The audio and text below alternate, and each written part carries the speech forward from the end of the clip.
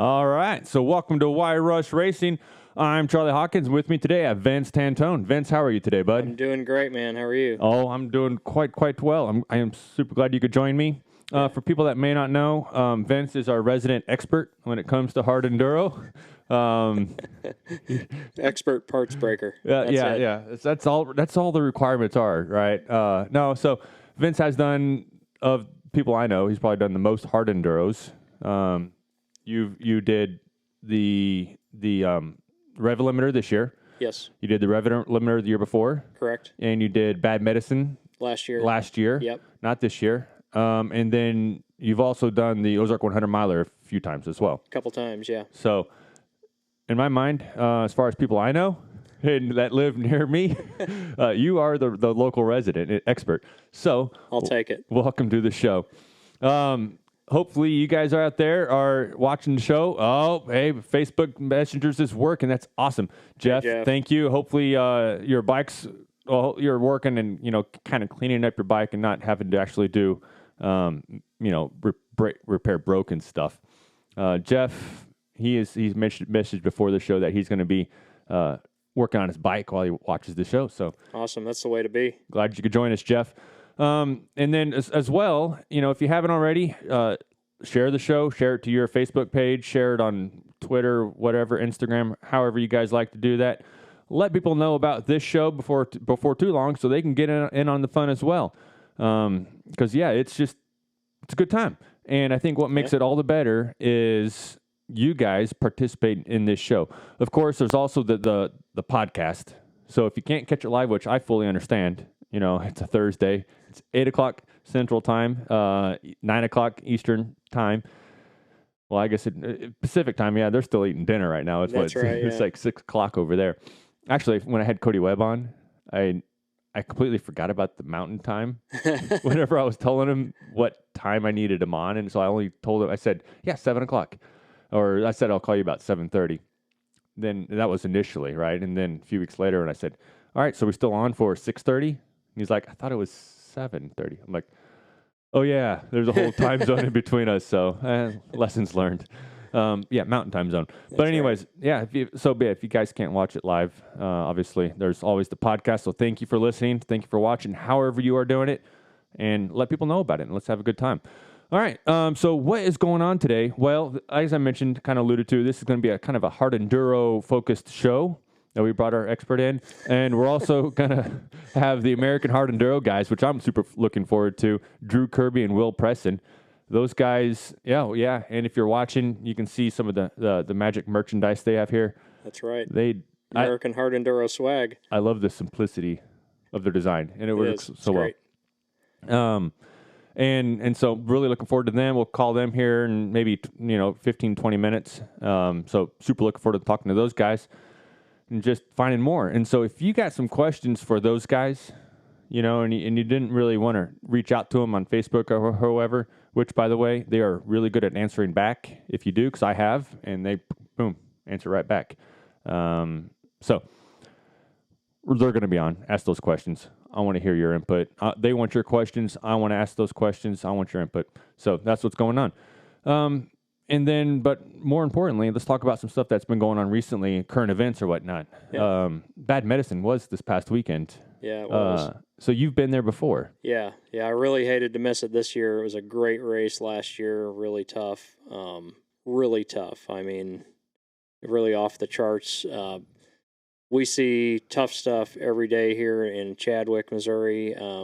I'd been to the rev limiter before, done the Ozark 100 miler, so I thought I'd seen some stuff, and you haven't seen stuff till you've been to Wildwood Lakes and done the Bad Medicine. So I was kind of surprised by that, because rev limiter is pretty...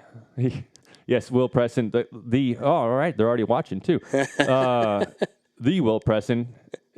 Yes, we do like your shirts, Will. And that's one question. Don't forget, how do we find the merchandise for you guys? Is it on your website, Facebook? I imagine it's all there. But I want to find out so we can get some of that stuff coming our way. So you've been to the Rev Limiter. Yep. And then you went to Bad Medicine. And even this past year, you were at Rev Limiter. Mm-hmm. You said that Bad Medicine was like a level of magnitude more difficult? Yeah, in a lot of ways. Of course, every one of these races has got its own elements of difficulty, and I mean, I can't say anything about the rev limiter because it whipped me this past spring. Yeah. But I guess when we got there to Wildwood Lake Raceway and kind of looked over the track on Friday night last year, kind of preparing for the Bad Medicine, the steepness and the rockiness, just the boulders in that terrain is just unbelievable, and it's really a trials area. And getting in there with a bunch of dirt bike riders is insane. One of the big challenges of the rev limiter was just how slick it was. Yes, this past year was so slick. So, how was the traction at the when you were obviously not this year, you weren't there, Right? But how are the rocks there? Are they a little more grippy, or kind of like around here, or are they a little more on the slicker side? Or the valleys are so deep and it was so humid there that it might as well have been raining. It was just so they're moss covered rocks. There's trees down, there's roots, kind of like what we have here. And so you've got roots on side hills, and then you've got these patches of boulders. And one of the big first obstacles of the day was just a bottleneck in between two giant boulders. And, it just had everybody jammed up there, and you had to go around a tree and up over some roots to actually get out of that first bottleneck. And it just made it a really challenging race. And it was great all around. Okay. So they had some. So let's pull it up here. So if you're watching, I'm going to talk through it too. But so American Hard Enduro, again, they do an excellent job of promoting the sport, right? Yeah. And so I've been following them on Instagram, and I'm going to go through a few videos here. But first of all, they had an enduro cross track here, and I think for anybody that's watching this, I think we've all been here. What it is a person that probably did an endo coming up. Let's see if I can get this to actually play. Yeah, there. And then just boom, just flopping. So if you haven't already, if you're on Instagram, I highly suggest following American Hard Enduro, especially if you're into the off-road scene. I just got that poor person looked like just a rag doll getting thrown in there. But there's this, not that one. Oh wait, I'm looking for the preview one.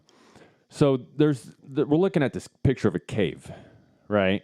Yeah. And so I saw this, and I'm like, it's a cave. I don't see anything super challenging. But what surprised me is what you said came after this. Right. And so kind of talk me through what we see just after this cave, or part of this cave. So that's a super challenging section of the track. And it's not a super hard trail. It's just kind of a smooth trail around the edge of this bowl. But what's challenging about it is it kind of intimidates you because it's a straight down fall on one side, and it's not a huge fall. It's probably like 20 feet or something into just a bed of boulders. Not like a vertical cliff fall, but like a slide down a steep slope fall. Yeah. Okay. Where if you fall in there, you're not getting the bike out by yourself. Okay. So you're stuck in there, and you're going to need some help. And then as you're going through, you've got to crouch down on the bars because your helmet is rubbing that rock above you. Oh, wow. And it's just, like I said, it's not a hard trail, but it really gets in your head, and you've really got to focus because you don't want to lose it on that spot. It's very intimidating. Yeah. And then there's and then if you're still watching, this is another example of kind of what you're dealing with is just you're kind of going along this rock cliff, very off camber. Kind of sneaking through there and hoping like your rear end doesn't slip downhill, and then you're pointing the wrong way all of a sudden. Yeah, and you can see in that picture all the moss on the rocks and stuff. Just kind of everywhere. Just kind of how damp it is there, and awesome. That really makes it slick. And then because along those lines, then here's Liam Draper, who ended up getting. I wrote it down here. Let's see here. American Hard Enduro. Well, I did write it down. I just got to find it. Oh, yeah. He got second. So Liam Draper, here's some of his videos of him riding there. And so, of course, this is just, so he's going down a hill here, and then he's launching over the ribbon on this rock, and then he climbs this pretty gnarly little climb here, and just with the step up and whatnot. So, I mean, it's just, you kind of stay on. Let's see if I can get some volume on this.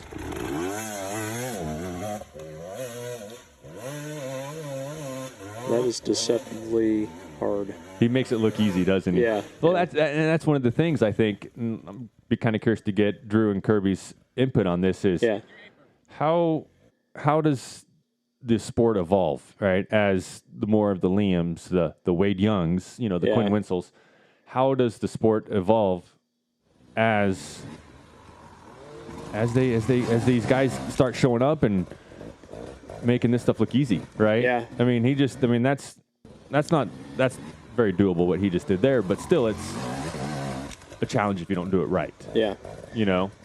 So kind of like I was watching some stuff on Romaniacs, and they were interviewing some of the people who placed really high in the first Romaniacs, and they were talking about how hard some of the obstacles were. And one of the hills, it took like 5 hours to do this hill. Okay. At that time, that was in the 90s when it started. Yeah. And to compare it, they said last year, whoever won, and I don't remember off the top of my head, did it in like 20 minutes. Oh, okay. So the difference from 5 hours to 20 minutes, the equipment and the riders just keep getting better, and it's crazy. They do. It's not a great time for a slow guy to be trying to compete. No. So that was bad medicine last week. Yeah. And then Wade Young, who is from South Africa, he is right for Sherco, and I guess they decided that they have Mario Roman. Mm-hmm. Like Mario Roman's going to be kind of holding down the fort for a lot of the other stuff. Wade Young is currently over in Romania right now for Romaniacs this weekend. Yeah. But he's going to be kind of trying to build the brand by racing hard enduro over here, which I'm super excited about. Yeah. Wade Young won. Liam Draper got second. And then third is Quinn Winsel. Yeah. So then followed by Nick Farringer. Right. And so, which that alone I found pretty surprising because Nick and Jordan Ashburn, I mean, those were the two guys to beat last year. Yeah, for sure. And I wouldn't say Nick had a bad race this year. Right. It's just the competition's getting harder. Good, yeah. And which then like starts that kind of arms race of, like we were just talking about, course difficulty versus, skill riders level or rider skill level. Yeah. So it's just, it's so exciting just watching this grow here in the U.S. There was also a pretty cool and big race over in I want to say it's in the Arcadia area of, I want to say New York. It's called the Northeast 24-Hour Challenge. Mm-hmm. Have you heard of that before? Yeah, I've heard of it. Haven't followed it really close, but no, I haven't. It's not it's hard to follow that one real well because there's not a lot out there to follow as far as social media presence, as far as what I could find. But we did. So we're living Roll Tide. Do you know what that is?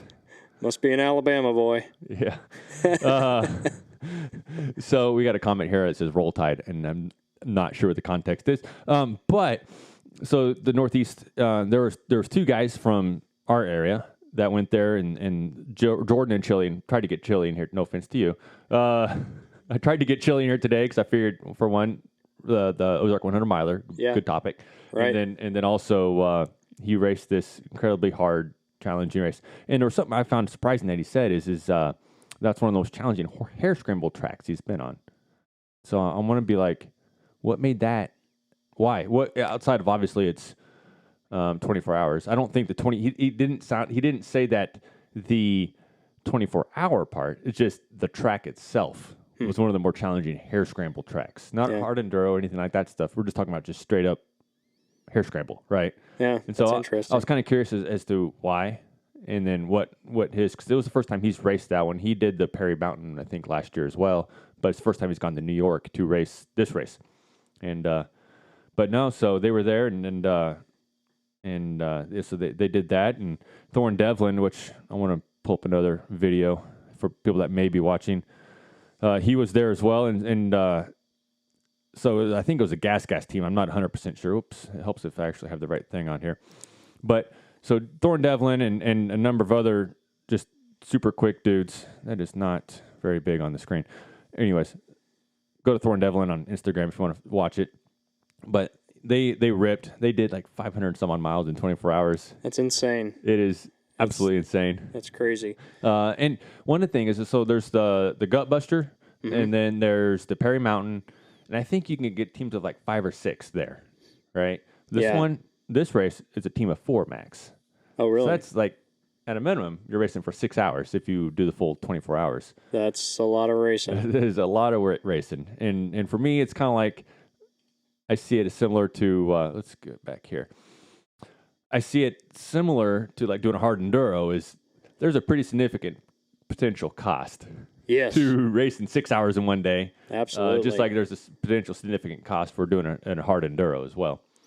Well, that's one of the things that makes the 100-miler such a challenge is if you do not prep for that race, you're going to kill yourself in the first 50 miles just being wore out. Yeah, for sure. Well, that's one thing. Like, so Jordan and Chili both, I mean, I follow Jordan on Strava, and like he did like 100, he did several 100-mile, I say that, at least 2.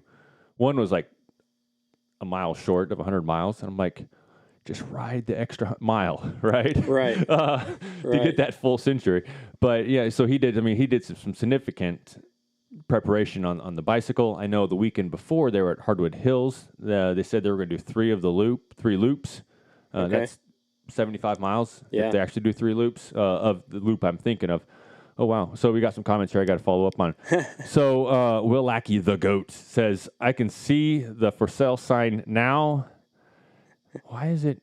It's repeating a bunch. It's funny. Only raced once. So yeah, I guess if it would not be untrue if you went to one of these 24-hour challenges or hard enduro and yeah, it'll only be raced once. Yeah, for sure.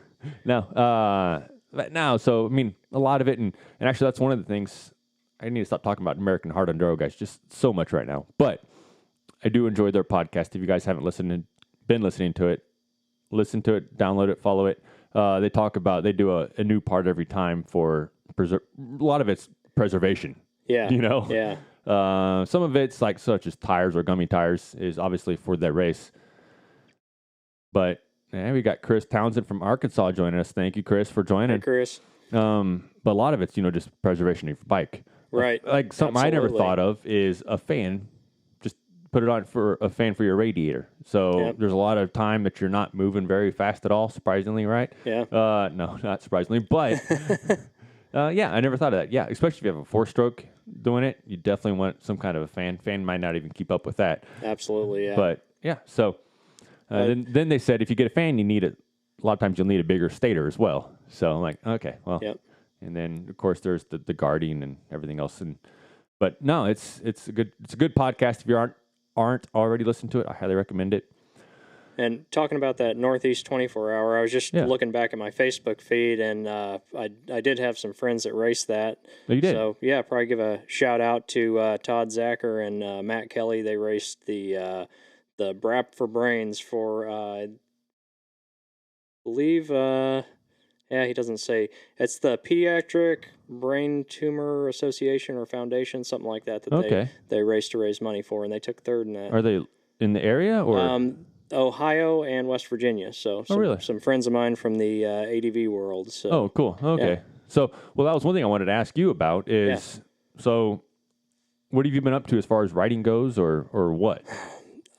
Not much. Been a really busy work summer for me, spring and summer. So the last race I did was Steelville for the Missouri Hare Scramble Series. Did that, and that was kind of my jump into BVET. So I decided to move from CVET to BVET and do that for this year. And so that's the one and only BVET race I've done this year. I've been so busy. But so that's the last race I've done. I think I've done a fun ride since then, and then I did about 200 miles on the street on the big bike just to kind of loosen up there, and had some family in town, and we did a ride down through Arkansas. So that's all I've been doing lately. It's pitiful. So have you been on your adventure bikes much, or? Yeah, so that was my street ride. I put the Supermoto wheels on the KTM 950, and I did that loop down in Arkansas, and so it wasn't adventure-y, but I did do some street riding, which I don't normally do anymore. Yeah. Huh. So, we got a question from Justin saying, curious, how does one get a race on the AMA Hard Enduro schedule for next year? that'd be a good question for the guys from American Hard Enduro. There's two guys we're going to be calling here pretty soon that should know the answer to those questions. Yeah. And again, if you listen to their podcast, which I highly recommend, then what's cool I like about their podcast is the last two they've done that it's like on the way home from the race, right? And so everything's fresh in their head. They're talking about the action and all that stuff, and then kind of a little forward look as well. And but on the last podcast, they did say that they've had people like, hey, we want to get in on this series, and so there's interest. I mean, it's growing. I'd be really surprised if it's only 5 races next year. And we'll take the growth geography wise. We'll take bribes to push your race too. Yeah, I'll definitely take some bribes. Not that it'll do you any good, but yeah, send it around right my way. Yeah, Y Rush Racing. All right, so yeah, no. So then let's see here. Oh, Missouri Hair Scramble was this past weekend. If you're a fan of the show, you're probably a fan of Noah Clark as well. He continued his streak of all ones when racing in Missouri. So he hasn't lost yet. Unfortunately, one of his main competitors, Brandon Forrester, had a hard crash, ran into a tree or something, and broke 4 ribs. So Brandon, if you're watching, if you're out there, get well soon. I know my boy thinks you are one of the most amazing people ever. Well, because you are. But he's, in addition to just being an awesome racer, he's a great guy, right? Yeah, I mean, he's just super humble and just, well, I don't know how anybody could be any more mellow than Brandon. If you meet him, you know what I mean. But anyways, get better. You're awesome, and we'll see you back out there soon. But yeah, so do you want to give these guys a call? Let's just stop talking about them. Let's just talk to them. Right? Let's do it. What do you think? Let's do it.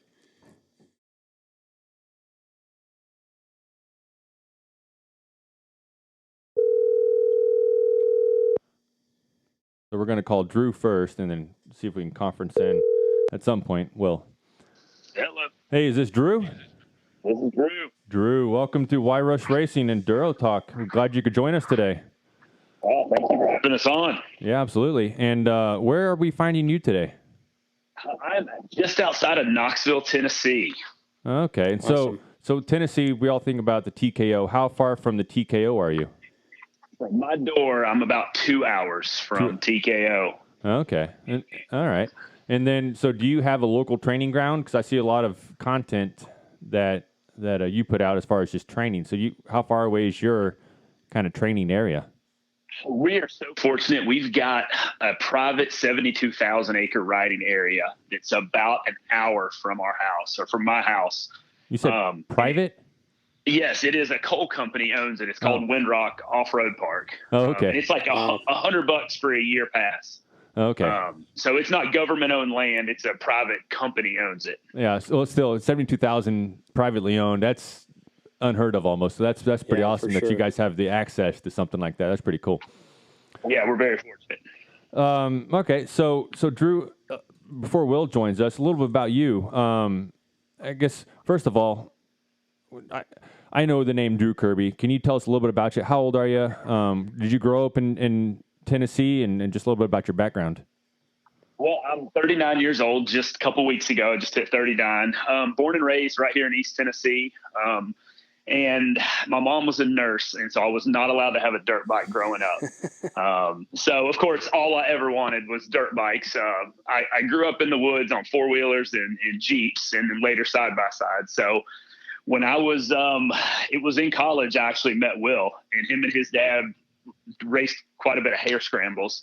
And so they kind of led me into the dirt bike world. And so I really didn't start racing until 4 or 5 years ago. And but really started riding after college when, had enough money and was on my own, if you know what I mean. Yeah, absolutely. Okay. So you started about 10 years earlier than me, because I've had a dirt bike, but never really rid it outside of checking cattle. And then once I turned, well, let me see here, 33 is when I forgot my first air-cooled bike. Water-cooled bike. And it was an eye-opener as far as what a dirt bike can do. And now I'm in love with the sport. So yeah, that's awesome. Hey, Same here, and that's what I raced. Will and his dad actually took me to my first national enduro. Was the first, real race I did. I think it was back in 2013. So, we're going on 6 years now. Yeah, absolutely. That's awesome. Yeah, it's been a great ride, and made a lot of good friends, and you don't meet too many dirt bike people that aren't good people. Yeah. So did you meet Will through dirt bike racing, or do you know him other ways? We actually randomly met at a wakeboard competition. I was big into wakeboarding growing up, and then turns out we were going to the University of Tennessee together, and we randomly met at a wakeboard competition. And my parents had a boat pretty close to where this was, and so I said, "Hey, come out and ride with me sometimes." And sometime. And so it started out wakeboarding, turned into we're all about dirt bikes now. There you go. So a year ago, you had I got a kick out of it. It was the fictional. What was it called? Fictional the fictional American Hard Enduro Points Championship. I loved it. I loved it so much that you guys did that. When you did that, did you do that with the intention of, or I guess first of all, are you responsible, or you and Will or whoever responsible for this American Hard Enduro series we have going on right now? Well, so back up. Actually, Will is responsible for all of this. Okay. He's an engineer, and he is really good at spreadsheets, and he wanted to see how he would do based on some of the races we had run, the TKO and a few others. So actually, last year was the second year he had kept up with points. Okay. And so he just, kind of put some numbers together. Fictional was kind of what, we just threw that on there because it wasn't real, or he did. Yeah. And then all of a sudden, I think it was a year and a half, 2 years ago, I get a notification on Facebook. Hey, you're now the administrator of a page called American Hard Enduro. And I had no idea where this came from. I'm like, what? And so I call him and he said, yeah, I started this page. You want to help me with it. And so that's kind of where it all began. So after you got volunteered, then you asked for your permission. Yeah. That's the best way. Exactly. You know how it is. So fast forward to mid-season, about this time last year, Nick Farringer had been kind of shaking the tree a little bit, wanting a true championship. Yeah. And so we kind of had a meeting of the minds at TKO last year. Cody Webb, a lot of the Nick Farringer, a lot of the AMA, Eric Kudla was there. I think you or somebody shared a picture of kind of like that meeting. Yes, exactly. And so it was great for everyone to just kind of talk about what we wanted. And Nick looked at Will and I and said, I want you guys to do it. We kind of looked at each other and said, huh? Will and I both have full-time jobs. We've got wives. We've got, each of us have 2 kids under the age of 10. And we're pretty busy. And so we talked a lot about it. And, it's more of the back end stuff that nobody sees, the emails, the phone calls, the trying to line up sponsors, trying to get stuff together. Mm-hmm. And so we didn't get the go ahead from the AMA until late in 2018. And so that's why a lot of people didn't know about it. And that's when we really started putting the schedule together. And that's why we started small and started on the East Coast, just because we're on the East Coast. Yeah. Yeah. Makes sense. We wanted to run or walk before we run, kind of thing. So that's kind of how it all came about. And Nick Farringer and Cody Webb were both very instrumental in helping us, and giving us advice and pointing us in the right direction. Okay. Excellent. And then, so, I mean, is it just the 2 of you still, or do you have other people helping you? I mean, do you have like somebody trying to get sponsors, or is it really just the 2 of you? It's really just, so on the day-to-day stuff, it's Will and myself, and we've got Blake Terry, who is our video guy. And, he runs around and does all of our media stuff. And, honestly, if it wasn't for him coming on board, I don't know if we'd be where we were exposure-wise, because he's putting out some high-quality video stuff. Oh, yes, for sure. And ironically enough, he came from the wakeboard world. He's a big he's a big wake skater, which is wakeboarding with no boots on, kind of skating on the water. And he was putting out some videos, and he came out with us and rode one day and put a decent edit out. He said, I got more response and more, views from that one video of goofing off with you guys in the woods than I did for all my wake skate stuff. Oh, seriously?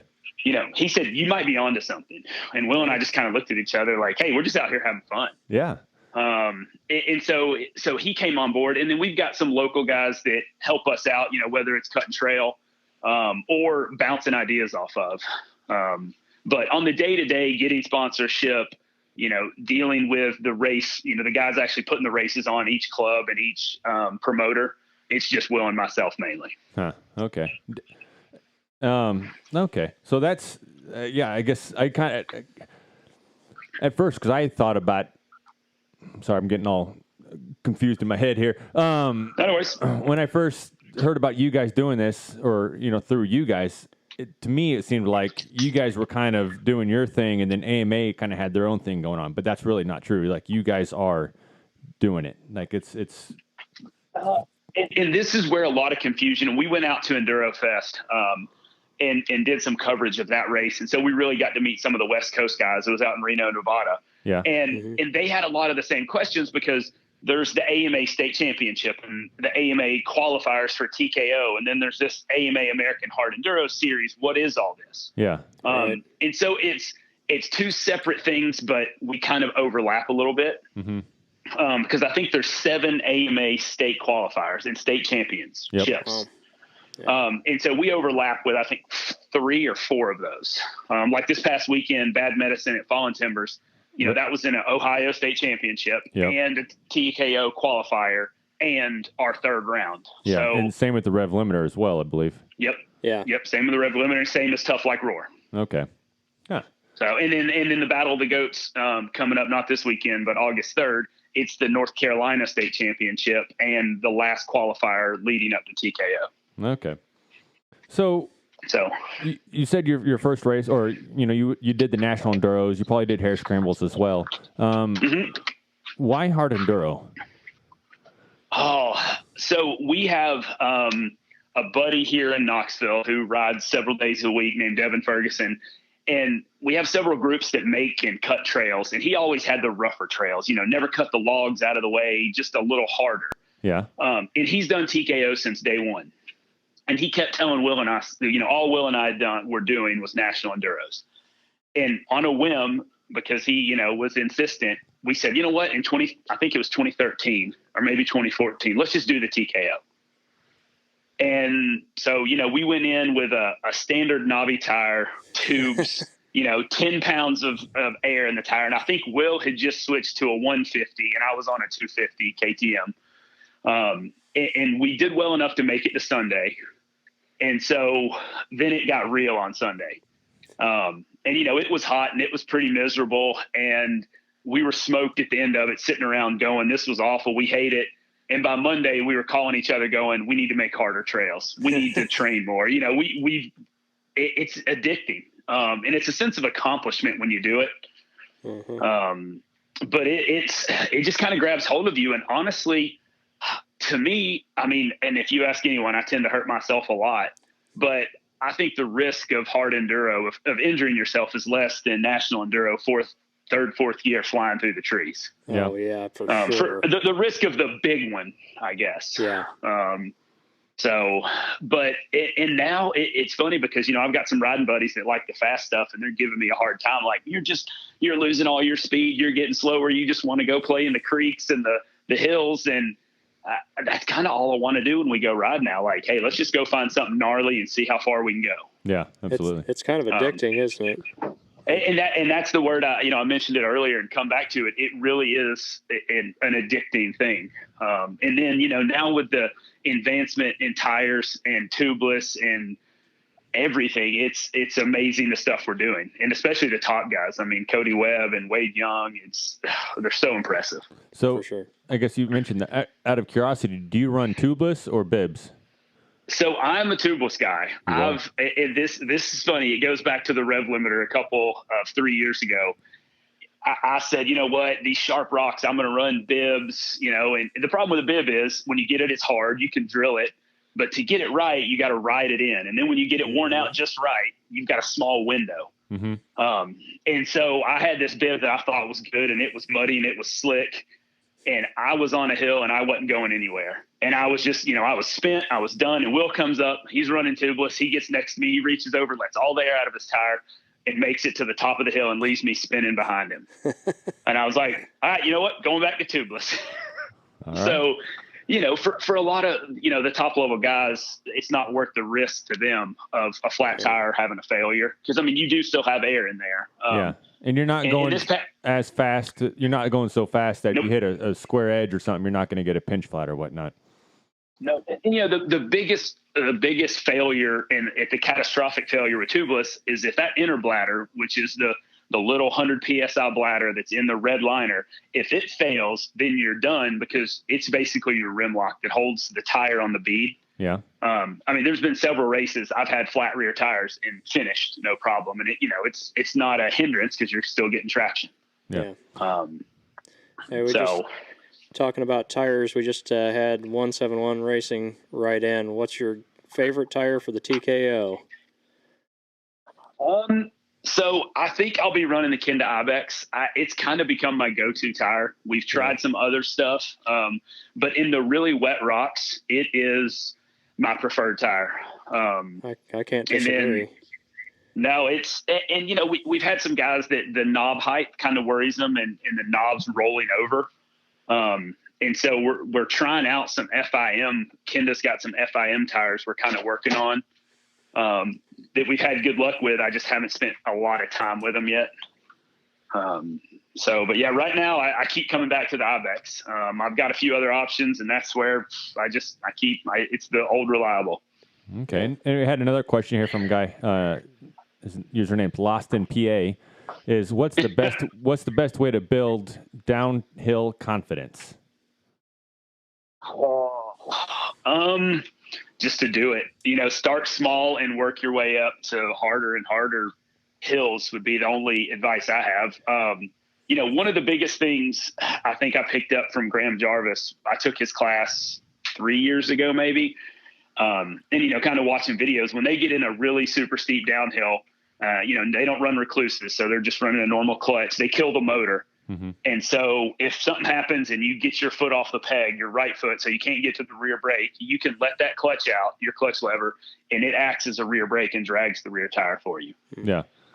So for me, that's something that when it gets really sketchy, I go to because, you have to throw a foot down, then you lose the rear brake and all you got's the front and you're picking up speed sometimes. Yeah. So I guess for hard enduros, I know for the Erzberg, massively huge, steep downhills is a pretty common thing. Is that a common occurrence as well? And over here on the States, on our side of the pond? It's definitely something I do. Yeah. Okay. I think one thing too I'd add to that that downhill thing is one of the things that really helped me was really learning to cover that front brake, really learning to use it and what you can do with it, because so many guys think that you got to use that rear brake on downhill and that's all you've got, and really your front brake's your power. Yeah, all the weight's on the front end. Yeah. Yep, absolutely. The front brake is key. So, all right. So this year, you said you mentioned you had 5 series. That's the Rev Limiter, the Tough Like Roar, the Bad Medicine, Battle of the Goats, and then finally the Saddleback Extreme. How did you guys come up with those 5? So there's a couple other good races, on the East Coast. But one thing that kind of limited us was they needed to be AMA sanctioned, obviously to be part of an AMA series. So those were the most well-established races. And one thing we talked with Eric about was, the race needs to have some history and have a couple years running, to make sure that it's a legitimate race and they've kind of got their stuff together. Yeah. And so that was the biggest 5 that we came up with. We asked TKO if they wanted to be part of the series, and they declined. I think they were hoping they might be part of another series, and that hasn't happened. But that was their thought, and we understand it. Kind of made things easier for us to not have them as one of our points races. Okay, and because it would kind of make things off skew because there's so much stiffer competition, or why would that kind of work out in your favor, you think? We didn't want to take anything away from them. Okay. Oh, so you feel like you're kind of piggybacking upon the name of the TKO. Exactly. Okay. Yeah. And I just had a wise person reach out and tell me one other main thing on those steep downhills is make sure you get your weight on the back of the bike. Oh. So that's sure. So, you don't want to be sitting up on the gas tank going down a steep hill. We know what happens at the bottom, or you may end up over those bars. You end up looking like that poor soul in the Enduro cross video you guys posted on Instagram, just flopping over. Oh, man. We were on the ride back, and Blake said, I think I got something awesome. And he got the computer out and found it, and it was classic. Oh, man. That poor person. They just looked like they got thrown. Yeah. Yeah, the eject button for sure got kicked in. Yeah, for sure. Okay, so and then this year you kind of had a gift almost with Sherco having Wade Young ride in your series. How has that helped, you think, the name of American Hard Enduro and just the series you have going on? Well, so backing up to kind of that meeting we had last year at TKO, the Sherco importer at the time, Clay Stuckey, said, I want to be your title sponsor if we do it. And, we were still thinking we're not even doing this. So once we got our ducks in a row and we got the go ahead, Clay was still interested and said, yes, I want to be the title sponsor. Sherco, USA will be the title sponsor. And we, agreed on everything. So we're very fortunate that they came on board to support us in our first year. And then it just so happened that Wade Young wanted to do some more of these American races. So it really kind of coincidentally worked out great for us. Yeah, for sure. That's awesome. And we were so bummed, Will and I, that Cody got hurt because he had committed to us to run any race that he didn't have a prior engagement for. Oh, seriously? So, yeah. That's and awesome. when Enduro Cross folded, because they'd scheduled over Tough Like Roar and Battle of the Goats. Yeah. Okay.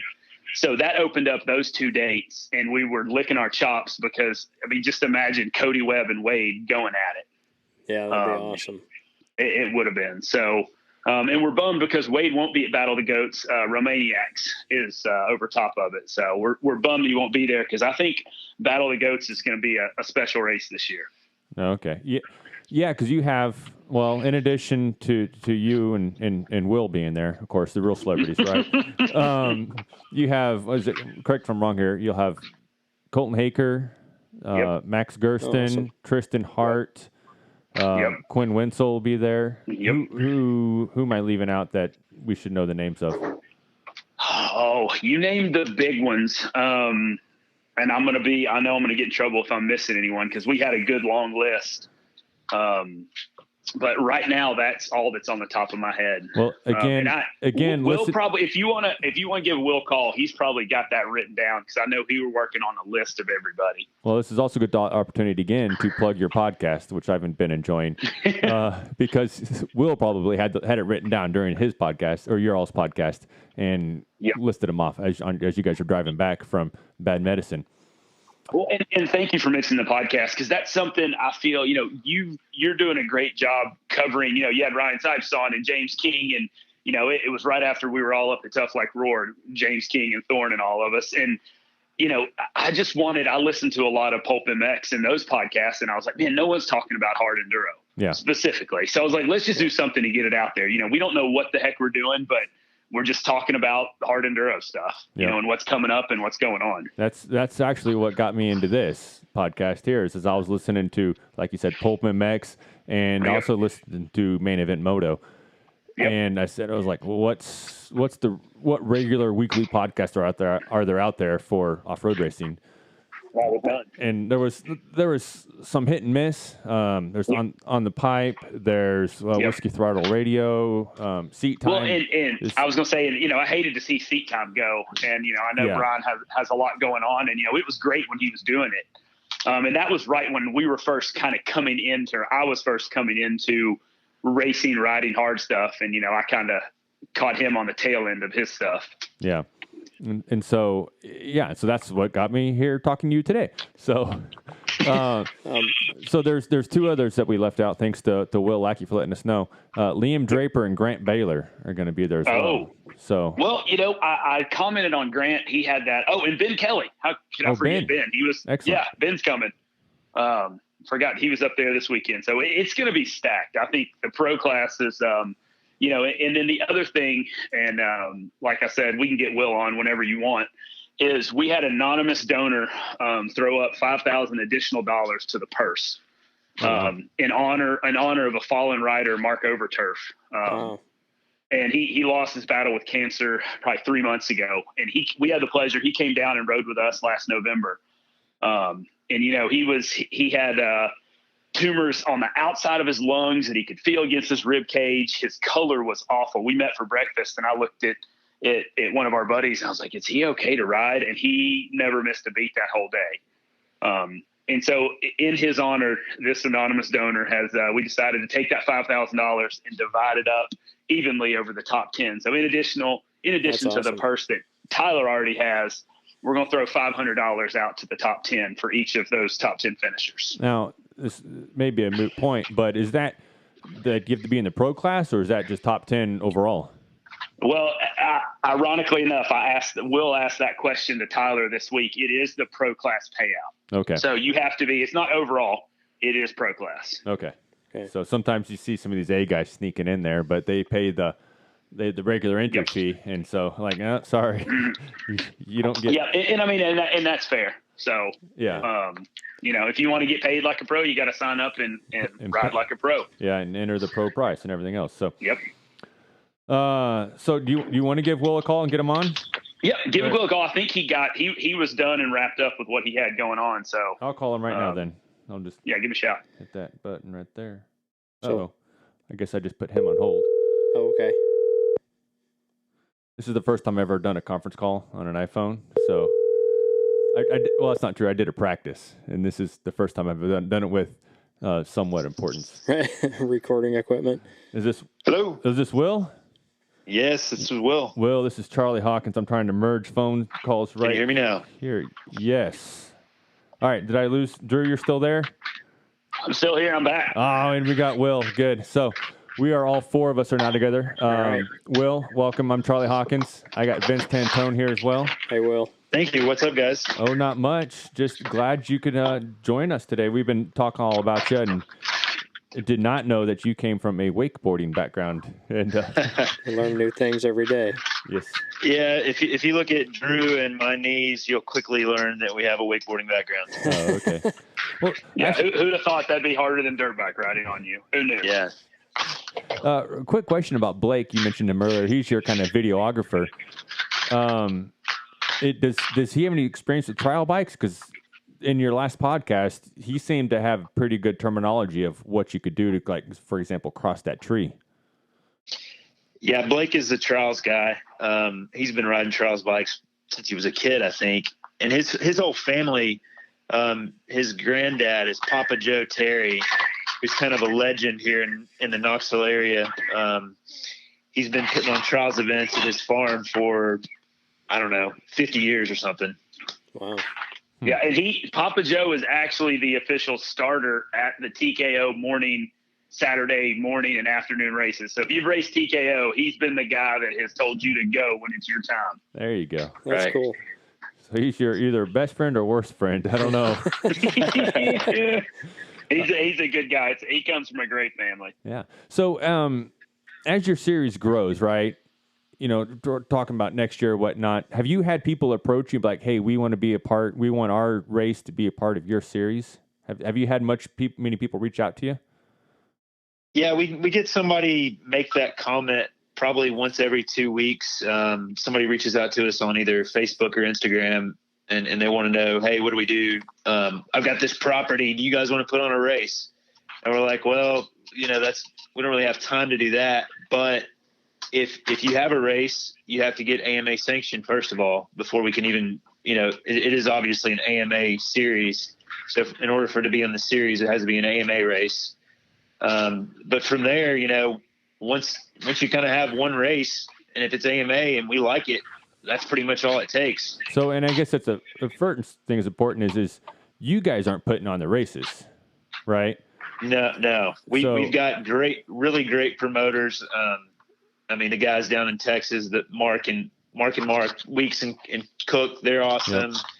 I mean, Rob Moan up in Pennsylvania, Tyler down in North Carolina, Steve Thaxton and Brent up in Ohio, and then Brad Caraway and all the guys in Kentucky. So we're really lucky to have such a good group of promoters that we're working with. So I guess that's key is great. You have the property, but you got to have an event, right? You're not bringing the event. You're helping to American Hard Enduro is more or less on the awareness side, part of the series or whatever. If you guys feel like it's worthwhile of being part of the group. So I guess that's number one, first and foremost, is you got to have your own event, and then just make it as badass as possible, so that you guys think it's worth being in the series. Is that kind of what I'm getting there, or what I'm hearing? Luke? Yeah, that sounds right. I mean, I guess last year there was a race in Michigan called Mad Moose, and they had a hard enduro and they had a national enduro at that club in the same year. So I think it just burned out all their members. No. So they didn't have the hard enduro this year. So if that one comes back online next year, we're interested in having them on the schedule. And, a lot of the guys out west are wanting to be on the schedule. So, we're kind of kicking around some different ideas there. But, and there's a race in Georgia. It's called the Groundhog. It's kind of on the Georgia-North Carolina border. I've seen some footage from that. It looks pretty gnarly. Yeah, that one's super cool. It would fit right in with all these other races we're having. So, you want to add anything to that, Drew? No, you nailed it. I mean, Rock Crusher is at Rock Crusher Farm. They hold Full Gas. It's a bunch of other races, and they just weren't AMA sanctioned. We'd love to have them as part of the series, but yeah, that's what's unique kind of about what we're doing. Like the NEPG, National Enduro wise, they go out, they bring all their guys. The club kind of cuts the trail a little bit, and then they go out, score it, set it up, and run it. We are really just working with the guys who are making the trails, putting the race on, and kind of coming in, providing coverage, providing exposure, trying to get more racers to their race, basically. Right. Yeah. So speaking of that, I'll just cut in here on Bad Medicine this year. I noticed that there were a lot more people there than last year. I think there were 50 of us on the start line last year, if that. Yeah, and so it looked like there was a pretty good start line this year. So how was that? The crowd was pretty good. I think they had right around 100. And I think the first race might have eliminated a few people, but most everybody participated in the second race. And awesome. It wasn't just the impressive thing about that race was the pro row was, with Wade Young and Liam Draper and Max Gearston and Farringer and Ruckensmith and Jarrett Moan and Quinn Winsel and a bunch of, and Ben Kelly. We're talking about a pretty daggum good pro row for a hard enduro, let alone, a race that's in its second year. Right. And really, still trying to find itself, because we're figuring out that with these races, it really does take 3 or 4 years before they can, really find their niche, get their format dialed in and get their terrain really dialed in. Yeah. Yeah. Well, and the terrain is so rough there that it's, that's a tough one. Yeah, and I've been hearing from different people about how they actually made it too hard this year. Within the first mile, there was a rock garden that probably was it rivaled Carl's Dinner in Erzberg for a little ways. So it was a big bottleneck, and I guess the problem was it was pretty close to the start of the race. So yeah. you slam 50 guys into Carl's Dinner, guess what's going to happen? Right. The first 2 get through, and then the next 48 are carrying bikes. So, well, Vince, you said that kind of even happened the last previous year's race. Year, yeah. They're the big bottleneck right there. You go down the hill in the woods, and as soon as you turn the corner, you're in between those boulders last year, and kind of the same problem. Yeah, it's just kind of a mess. You got to kind of fit. There's like you said, there's a formula, and there's always a way. That's one thing I think is pretty cool about hard enduros too. Is there's no 2 events are identical. No. And just how the format works, or the racing, or just whatever. Use of the terrain. Yeah, the use of the terrain, how they go about things. Everyone's different. We got the MX Guru here says, "Hell from West Virginia."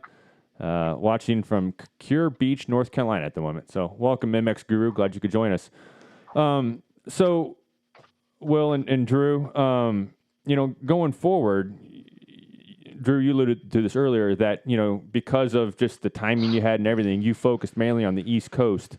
How do you see the series growing? Is it going to be kind of like a trials where it's nationwide, or more like, maybe or like GNCC where you have an East series and there may be a series for like, they have the Hare and Hounds out West, similar, kind of sort of similar racing, but obviously different series. How do you guys see it going forward? Well, we've talked about a couple different options. We've talked about kind of like 250 Supercross has got the East and the West. And then maybe a race at the end of the year where everybody comes to settle, the championship. Okay. We've talked about having a bigger series over the whole country and then maybe giving the pros, so, you get 2 buys where you don't have to race all the races. I think it would be hard. I mean, I know Max is out here right now from Arizona. He came to the Bad Medicine. He's staying for a couple weeks to do Battle of the Goats and then leaving his van, flying home for 2 weeks and then flying back for TKO. I don't know realistically how many pro guys would chase that championship or even amateurs for that matter. I think that's what we're facing. That makes it tough. Because, that's what my thought was. If it was a nationwide deal, is that I think some of the top level pros could do it. Yep. But it would, I think, kill any chances of amateurs trying to chase the series, or mini amateurs. It'd be very challenging. Yeah, I'd love to see an East and a West series and then bring them all together maybe in southern Missouri or Arkansas or something to battle it out, at the end of the series. But and we've got the rev limiter in Texas that's, it's traditionally in the beginning of the year. And, we could potentially move it to the end of the year. Make it the end of the season. I think, once we get through, our last race is September 1st, I think that's when we'll really start working hard on plans for next year and how we want to move forward. Yeah. And talking with Mark Cook at Ohio this weekend, it sounds like a lot of the guys out West are already starting to talk, and Eric Kudlow with the AMA has been, kicking the can around. So hopefully, I can think of a few of those guys that would do a really good job of helping us, or, having their own deal. If it's American Hard Enduro West or whatever they want to call it, that's cool with us. Yeah. Because, they already have, so this year, like, for example, the Enduro Fest that you guys were at, Sticks and Stones. Yep. There was a third out there. Last Dog Standing. Last Dog. Yeah. There you go. Yep. So, they're well on their way. It's not like there's nothing out there. There's stuff out there, and there's probably many more that I don't know about, but those are 3 at the top of my head. So I can't help but think that there's not some places in Wyoming and Colorado that could put on a great hard enduro. Yeah. If only there was a really good hard enduro racer that lived in Montana. That'd be Keith Curtis, by the way, who won Sticks and Stones. For anybody that may not know. I think Evan Ask is out there as well, isn't he? Ooh, I don't know. Who's that? Evan who? Evan Ask. Where is he, Drew? He's out. He's somewhere in Montana, Idaho. Idaho. Okay. Yep. One of the 2. There's good riders in every state. Oh, yeah. Good hard enduro riders, and I guess some of the stuff you run into out west is more of the land issues and the tree huggers, and not that there's anything wrong with that. But I was gonna say easy there. But we have such like Drew was saying, we have 72,000 acres to play on here, and there's lots of good riding areas around here with gnarly terrain where we don't get in trouble as much, but it might be more of an issue, especially in California. But obviously they have good races in California, so maybe not. Yeah. So this year you mentioned earlier, you're kind of thrown a blessing, sort of, by the Enduro Cross series kind of changing, right? It went from being 6 races to 0, now 3. It's an abridged version. So going forward, I guess you got to see kind of, because they're similar racers doing both disciplines, do you see kind of some collaboration there on schedules, or how does that work with you guys? We would hope they would be willing to at least look at our schedule or bounce some ideas, both ways. I know some of the enduro cross guys were pretty upset when the schedule came out and it was like the middle of summer. Yeah. You know, because traditionally it's in the fall when the weather's not as good because most of the time it's indoors. Okay. So hopefully we can work together because, you know, we're limited already because we've got, you know, GNCC, National Enduros, a lot of the West Coast stuff that takes priority over the hard enduros. Even the local stuff and who we wouldn't have ever thought it, but we're competing against, you know, to get riders with Romaniacs because, you know, Wade would have been at all of our races, I think, if it hadn't been for a conflict with Romaniacs. So yeah, we kind of have to look at the whole worldwide hard enduro thing now. It's kind of crazy. Yeah. It's awesome. Absolutely. So yeah, because well, again, not to say that he would be there, but that's the Keith Curtis guy. He's also there. Have you guys heard of the podcast Inside Enduro? Oh yeah. Yes. So James Stearns, I believe he's at Romaniacs this year. So yeah, there's quite a few guys that could be showing up more of these because I mean, especially James Stearns. I mean, you guys do the kind of riding he wants to do, right? And so, yeah, we could find a lot more, grow the sport and just get people out there. I got my son here. You want to say hi, Oscar? You want to say hi? Say hi. Hi. What's up, Oscar? Oh, say hi, Will and Drew. Hi, Will and Drew. He can't hear you. He doesn't have headphones on. Oh, okay. Go on back upstairs. Nice. Oh, you can? Okay. Go upstairs. So, back to James Stearns. He was actually at Rev Limiter. Got to meet him and talk to him, and I was pumped when he came out. You know, he brought a few podcasts out. You know, it seemed like every week he had a new one, and I was excited because I mean he was doing some great podcasts with some of the guys we know from out west, and then it just kind of stopped. Yeah. And you know that was another one that was like, man, there's just such a void. Let's do something. For sure. Yeah, and I enjoyed it because he had Max Gersten on. He had Mitch Carvalho. He had another beta rider. I forget who. Joe Watson. Joe Watson, that's right. And then so it's just I really enjoyed listening. He's actually listening to his podcast, and again, it's Inside Enduro. Very motivational, and makes you want to kind of like make a change to your life. You know, he's very philosophical, I guess, in what he talks about. So, if you met him in person, you'd do whatever he said because he's a massive gentleman. Oh, really? Oh yeah, he's a big dude. He does talk about how he was in football and I could see that. Hey, that reminds me. For North Carolina, we're missing a couple names. Mitch Carvalho, he will be at Battle of the Goats, as well as Grayson Gonzalez, another Sherco rider from Hawaii. Oh, so cool. And we forgot Farringer as well. We didn't say Nick. Okay. Yeah, Nick he's finished twice 2 years, 2 years in a row. So I mean, Josh Rugensmith, Jarrett Moan, Quinn Winsel. I think is Zach Attack. Is he coming to North Carolina? Is that Cleveland? I think they said it was. Yeah, I think they said it was too far. I mean, it was. Like 12 for them just to get to Ohio. So they said they really save it up and come to TKO as their big trip. I would just love to hear him talk about that race on video. So I guess what for coming up Battle of the Goats, what's some of the things that you kind of look forward to or conditions? Oh, it'll be awesome. We'll let him have it. Well, this race it's one of the epic races I think I've ever done.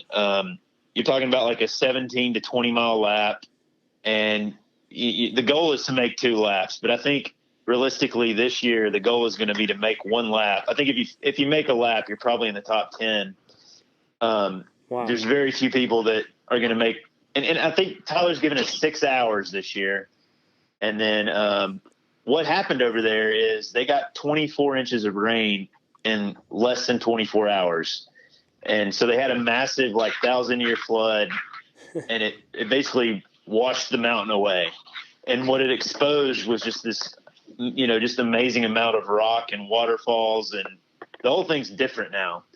So we were lucky enough to go over there and ride a few weeks ago, or I guess it's been a few months now, and it's like a different place. Wow. So the interesting thing is there may be more traction now. There's a lot more big rock faces and huge exposed rock. But at the same time, the clay gullies are now rock instead of clay. So it could be good. It could be bad. You never know. So that's something And else. Tyler, I was to say that's something else you talked sorry. about in your podcast is, you guys encourage the use of intermediate checks, right? Rather than just necessarily just laps. Kind of like how the Erzberg has checkpoints and it's just one humongous lap, right? And so that's how you kind of figure out how you finish. But if you say most people aren't going to finish one lap, is there going to be use of these intermediate checks along the way? Yeah. And that's another kind of sticking point with AMA. Because I mean, the way the rules are written is you have to finish a lap to be considered a finisher. So, how we're getting around that, I'm not really sure yet. It's another conversation we need to have with them. But I think Tyler is having at least one, maybe up to 3 intermediate checks. It does complicate scoring quite a bit, though, when you do that. The intermediate checks do?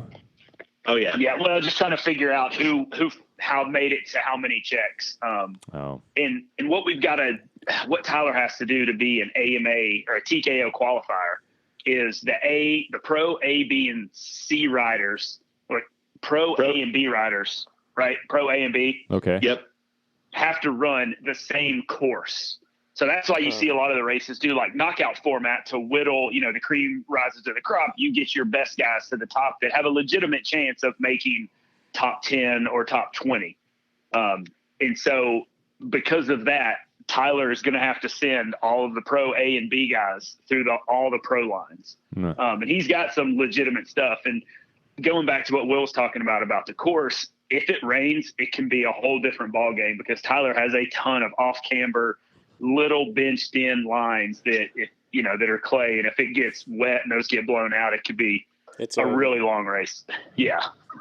So if it's dry, we may blast a lap out, not too bad. But if it's wet, which it's been wet every year, it could change the game for sure. Wow. There's usually a hurricane come through that week or, some epic rainstorm. It's never just normal weather. Yeah. Or it'll be 500 degrees, you name it. I have to say that's what happens at the rev limiter every time, too. You think it's going to be okay, and then it starts raining. Or it's freezing cold. Yeah. Ice storm. So, Drew, only if you knew a guy that was good at spreadsheets, to help straighten out this complicated scoring. Well, and that's it's and again I'm just playing. It's one of those touchy subjects because if I know there's a system out there that some people have, you have to have cell phone service, but they have they take a cell phone app or a little thing you put on your phone, touch it to the front of the number plate, and boom, it records where you are and at what time. But most of these races are just barely scraping by. So the extra expense of that is just a little too much for them. Yeah. Right. So, it's we're getting there. Let's put it that way. And maybe in the future, you'll see something like that, hopefully. Huh. Awesome. Well, yeah, they're doing this for the love. They're not doing it to make money. They're kind of like Drew and I, we're spending a lot of time doing this. It feels like we have 2 full-time jobs. This is an extra full-time job and not getting paid for it, but we're trying to grow this sport because it's what we really like to do. Yeah. I agree. So one of the things I mentioned earlier, so we have Vince in studio wearing your American Hard Enduro shirt. If people want to, one way to support you guys is through getting the merchandise and wearing it and kind of helping get the name out there, especially at the races or whatnot. Where do we find that stuff at? How do we find it? Well, this has kind of been our deal. If you want our merch, you got to come to a race that we're at. We're trying to really go grassroots on this, and we're not selling them online. We've only been selling them at the races. So coming up, Battle of the Goats, TKO, Saddleback, we'll be at all those races. We'll have our stuff. But probably following that, I say that, and then I'm speaking out of the other side of my mouth. After that, we're probably going to throw them online and start selling them there. But we're trying to be cool like Red Bull and make our stuff hard to get, I guess. Oh. Hey, I like it. I mean, it's not a bad way to be. So it's kind of like in Kansas, I think I forget what is that, cigarettes or something like that. They're harder to get over there, and so people come to Missouri and just buy whole truckloads and take them back to Kansas. So what I'm going to do, I'm going to go to Battle of the Goats, just get a truckload of shirts, and then bring them back here to Missouri. Yeah. So, we might even make you a deal. I'll have the market corner here in Missouri and like double the price. And you're like, yeah, you want one of these? And well, we can load up the Sprinter. I guess you guys got enough shirts to fill a Sprinter. We make it happen. We work with a good shirt company. Every time we get another batch of shirts, I get afraid that the market has been saturated because there's only so many hard enduro guys out there. Well, it's growing every day. I can almost guarantee that. And then thanks, Vince, for supporting the shirt on the show so everyone can see it. Appreciate that. That's right. You bet. For sure. And I think, Vince, you bought that from me at Ohio last year. Yep. And I was like, oh, the Moto Beard guy. Yeah. And so that's awesome. Yeah. Well, I really appreciate you guys being out there and doing this. And I wish I could have been back at Ohio this year. I really, really hate that I've missed a bunch of those this year. Well, at least you got the shirt. That's right. Oh, we just had Seth Chrysler, the guy that we Seth, I don't know if you're just tuning in or not, but I showed your video if you taking a nosedive off a tree, off of your bike here. And we had to search him out, but luckily somebody tagged him in it. We were proud. He sent us his helmet cam footage of it, which was awesome. Well, he earned that shirt. So he said, shout out to AHE for sending me a free shirt for the hit where I looked like the rag doll. So that's the other way you can get a shirt. You can either come to a race and buy it, or you go flying through the air right in front of Blake. Got to make sure you're in front of Blake, though, right? Yeah. You got to fly 20 feet further than your motorcycle flies and end up upside down, and then we'll send you a shirt. There you go. Well, yeah, and Blake always has a nice yellow vest on, and you'll see the Charles bike. So when you see that, just send it. Just send it. Just send it. There you go. Awesome. And then the best way to follow you guys is, I think, primarily you guys are Facebook, and then you're also getting more and more active in Instagram as well. And yeah, and YouTube. YouTube. Blake is running the YouTube channel, so he's putting out a lot of videos. And then obviously our podcast is on all the podcast services. And we've also do have a website where we keep all our points updated, and that's AmericanHardEnduro.com. That's right. Did you guys update that relatively recently? About 3 or 4 hours ago. Oh, I mean, with the results and all that, because I really like what you did. Just want to say that I did that today. You did. Will. Yeah, give that one to Will. That's today. Oh, wow. So I probably clicked on it just as you updated it because I was today at work. Don't tell my work, but I was at work and I loaded up your website to check it out, and cause I was wanting to find some scoring for the year, and luckily enough, it was there. I thought that was pretty sweet to see that, and then I saw the results for the 5 races this year. In fact, I'll share it with people that are maybe watching still. But yeah, if you go to AmericanHardEnduro.com, so they have the results, the report. So the report, what is that? Is that a text document or cycle news? Cool. Yeah, just link whoever wrote it up. And then you can sign up for the Battle of the Goats still, and then you scroll on down, you got the results, and then you got your Instagram feed, it looks like here as well. So right, and then below that is the points. You can click on each of those. Yep. Each class has the points right there with it too. Each class. So nice. I thought that was pretty sweet to see that, and it's kind of cool not to see the fictional word in there now. Just want to say.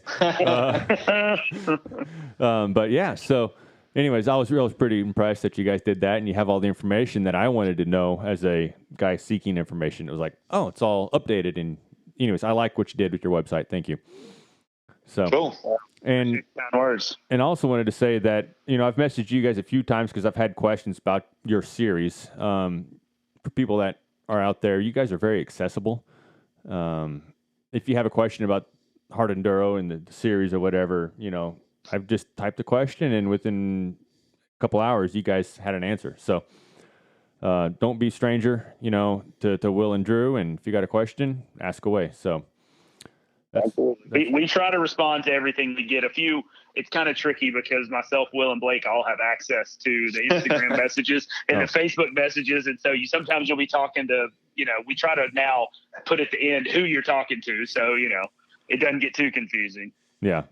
Well, so I just want to say thank you for coming on the show, and we'll be keeping up with the series, keeping up with you guys, and hopefully you guys will be willing to come on our show in the future.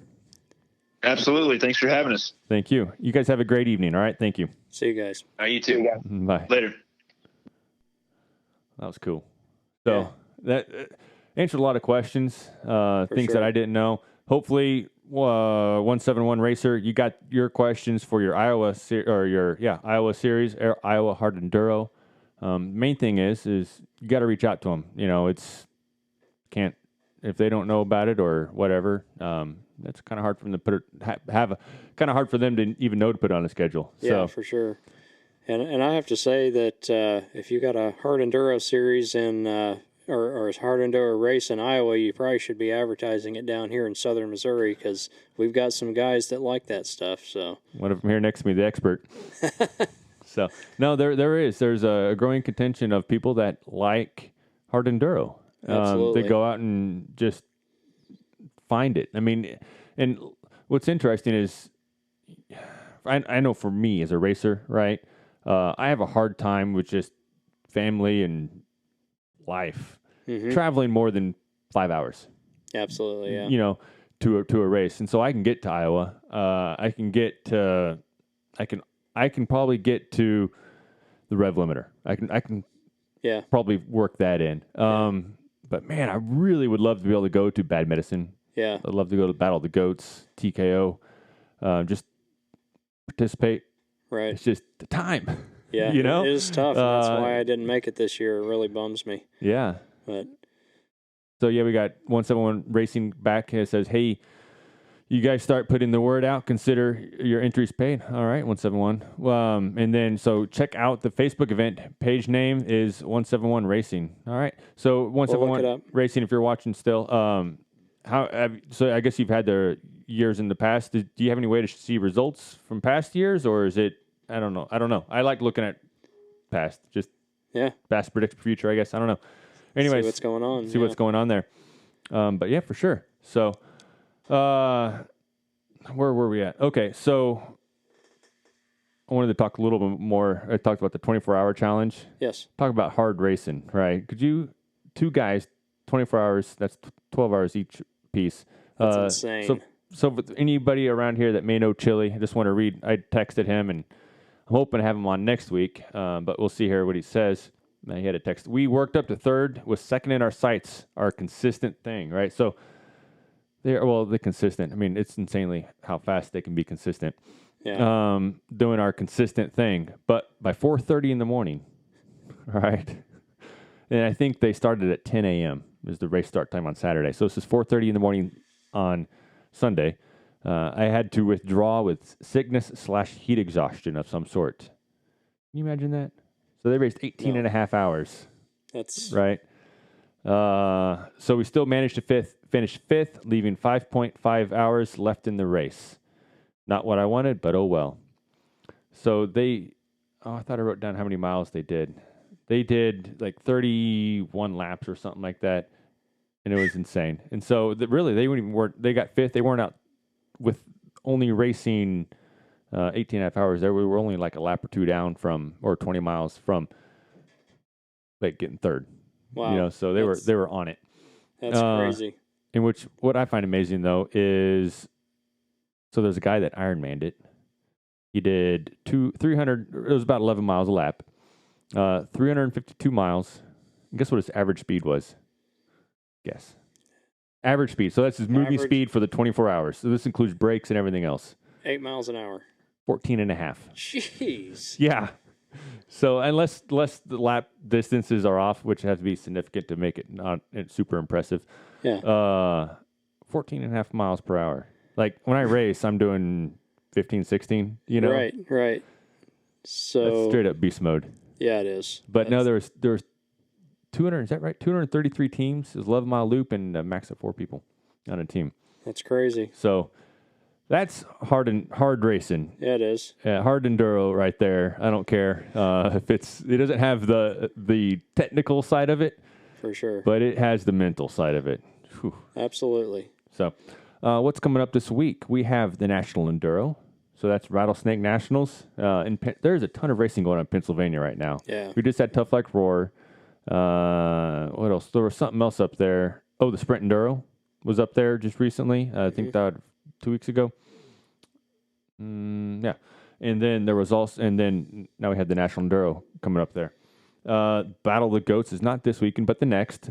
So looking forward to that. Romaniacs. Yeah. This weekend. You going to follow that at all? I'm sure, yeah. As much as we can. Yeah. I don't know. As much footage. That's the one thing about this sport. It's hard to get good video footage of a whole race. Yes, that's one thing that I think easily hard enduro could surpass like enduro cross as far as Absolutely. the sport goes. Yeah. But you just can't. It's hard to get the eyeballs and the growth that something as compact and as visual as enduro cross is. Yeah. So. I think I have to say that if you want to come and spectate a hard enduro event in the U.S., the rev limiter is great for that because you can really spectate a lot of the sections of the track. Yeah. And you can get to them before the racers do. Oh, okay. Because some of the obstacles are so hard. Well, that was one thing that was interesting. So, again, listen to American Hard Enduro's podcast, right? And Blake's our videographer. Right. So he's not racing, but he's on a trials bike. And he says, he is busting his butt on the trials bike, trying to stay ahead of Wade Young and filming these tough spots. And personally, I think that's one of the reasons why the Sprint Enduro series is doing so well is that, it's kind of it's not a huge property you need. Right. You need good sized property still, but it doesn't need to be 75,000 acres, not that.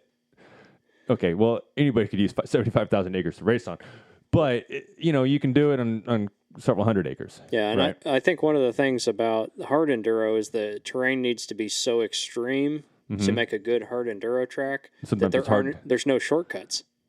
Oh, from one obstacle to the other. That's what makes it tough for somebody trying to video or somebody trying to spectate is there is no shortcut because the only trail is the hard enduro track, and it's so terrible you can't even walk on it. But there's things you can still do. I mean, it's like the clover leaves or whatever, and you kind of have them in an area. But I don't know.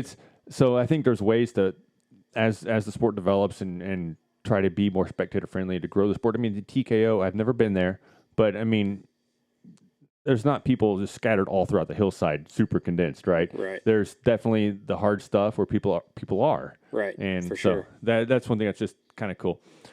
GoPro come on, Vincent. So we got a comment here from 713 Motor Racer saying GoPro the Rev Limiter 2020. Come on, Vince, put him on spot and make Charlie say he will go. I can always say I'm going to go, right? You just got to do it this year, Charlie. There's the actual getting there. I would like to. I would like to do one. I've been debating, do I try to get back to a two-stroke or don't tell my wife, get a two-stroke in addition to the N+1 rule, right? That's right. Yeah, I think you probably ought to have two bikes. Yes. So you have one running bike. I can trade in my son's PW50 for a 250 two-stroke. There we go. Done. So all right. Well, we gotta start training now then. Yes. Yes. Always in training. Okay. And then I don't know. I don't know of any other races, at least none nationally that I know of, or locally for that matter. If you got some, put them on here in the next minute before we kick out of here. Yeah. But that's what's going on. I hope you guys had a good show. Vince, thank you for coming on. Always a pleasure. I was looking forward to the show. These guys with American Hard Enduro, I mean, they're doing something great. Absolutely. And I haven't raced a lot of hard enduro, but I sure love following it. Yeah. And it's not something I've done the Ozark 100 miler. It's just a taste of what's out there. Sure. Just a nibble. Yep. And I love it. And so, so that's it. Awesome. Anyways, this is Charlie Hawkins. That's Vince Tantone, and we will see you guys next week. Might have Chili in here. I don't know who our special guest is or our call-in guest will be. We'll figure all that out. Anyways, I'll see you guys. Bye.